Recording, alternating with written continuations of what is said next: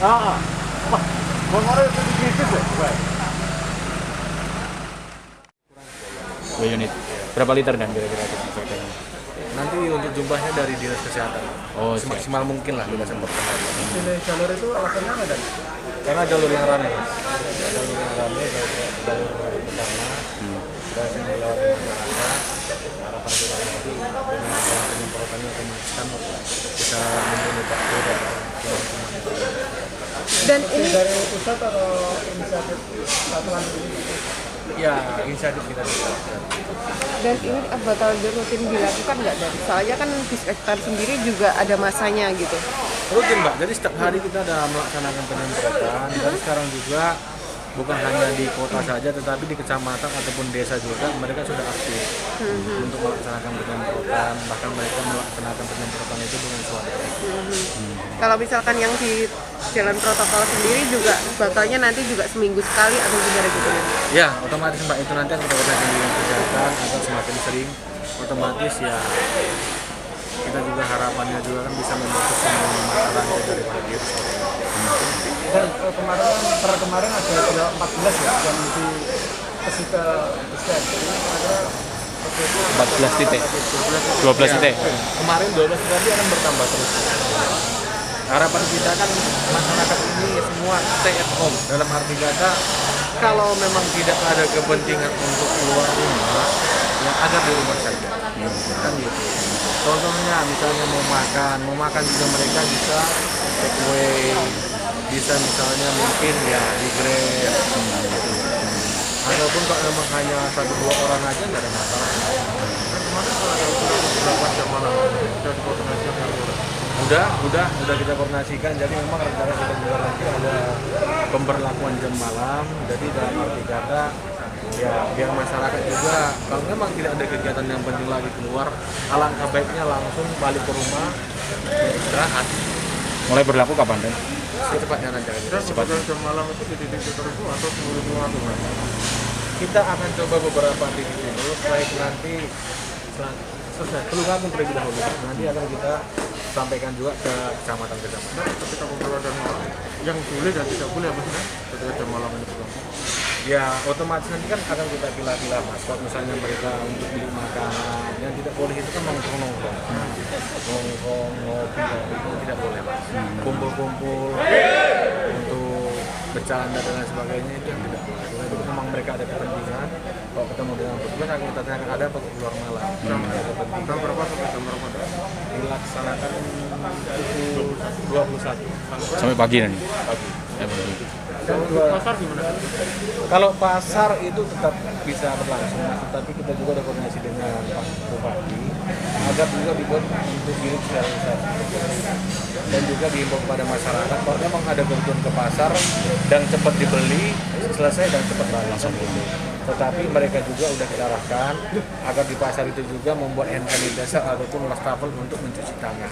Dan kalau hajatan itu Hajatan tidak boleh Mas. Hajatan tidak boleh. Kita himbau agar tidak boleh.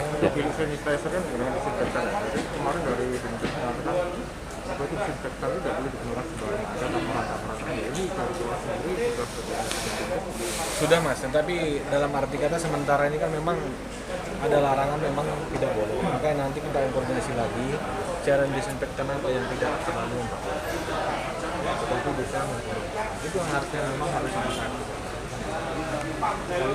Misalnya, oh ini tidak boleh, tapi harus ada solusinya. Memang betul hanya menganjurkan cuci tangan dan sebagainya. Semua masyarakat sudah menggunakan, tapi kita tidak tahu mungkin apakah pemerintah juga ini. Mudah-mudahan nanti ada lagi disinfektan yang benar-benar nanti bisa membunuh kuman dan tidak berbahaya di komunitas. Dan untuk selama 2 posko minggu terakhir hasil analisa evaluasi kira-kira tren kriminalitas turun atau stabil atau Stabil sih Mas. karena tidak terpengaruh dengan COVID Ya dalam arti kata relatif aman Mas. Sebabnya untuk ungkap juga kita jadi kita juga kemarin udah koordinasi dengan 3 pilar dan juga dengan Kadisub dan juga dengan pengurus kita juga membuat posko di terminal maupun di stasiun. Tujuan kita adalah untuk melaksanakan pengecekan, terutama suhu badan dan juga pendataan.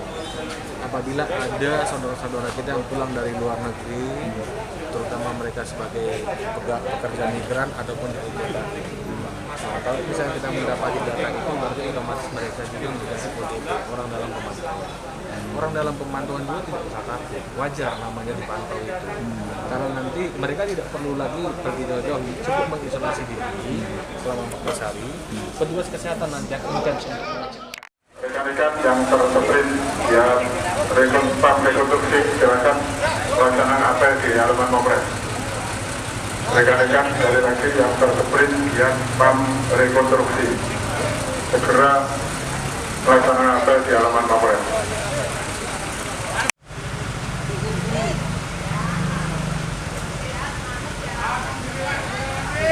Angkat pak. Siap. Ini Bapak dari mana Pak? Ini kok menuangkan air seperti itu, air apa? Ini dari pengurus Yayasan Nurul Amin, Tulungagung. Iya.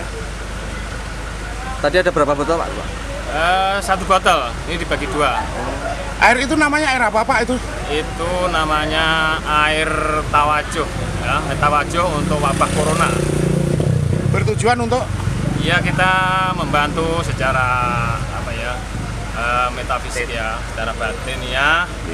Kita ini untuk selain kita menyemprotkan disinfektan, kita secara batin ya, secara peramalan, secara minta pada Allah ya. Karena itu berisi kalimah Allah ya. Air itu berisi kalimah Allah yang maha dahsyat ya. Dan untuk air itu disemprotkan ditujukan untuk kepada masyarakat Tulungagung atau gimana Pak? Ya, ini kan yang penting itu sebenarnya ya, itu diperuntukkan khususnya ya wilayah Tulungagung, supaya wabah corona yang kita alami saat ini ya, yang kita rasakan begitu memprihatinkan ya, itu segera bisa hilang ya, bisa kembali seperti sedia kala. Dengan izin Allah gitu Pak ya? Ya, berkah.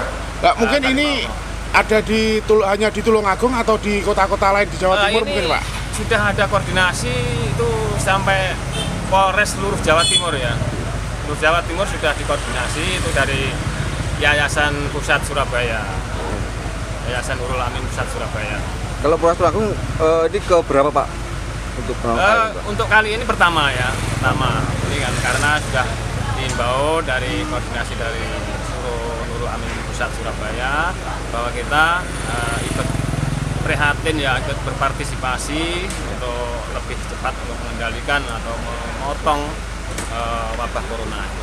Untuk Yayasan Nurul Amin sendiri di Tulungagung bertempat di mana Pak? Sebenarnya itu di desa Kepatian ya, tapi lebih tepatnya itu di depan ex pabrik Metropole Megah ini.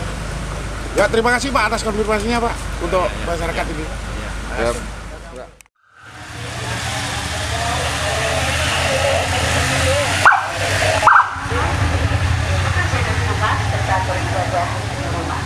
Selain itu, kami mengajak Anda semua untuk makan makanan bergizi, tetap melaksanakan olahraga, menerapkan physical distancing, yakni dengan menjaga jarak 1 meter dengan rekan Anda, mencuci tangan dengan sabun dan dibawa angin mengalir. Untuk itu,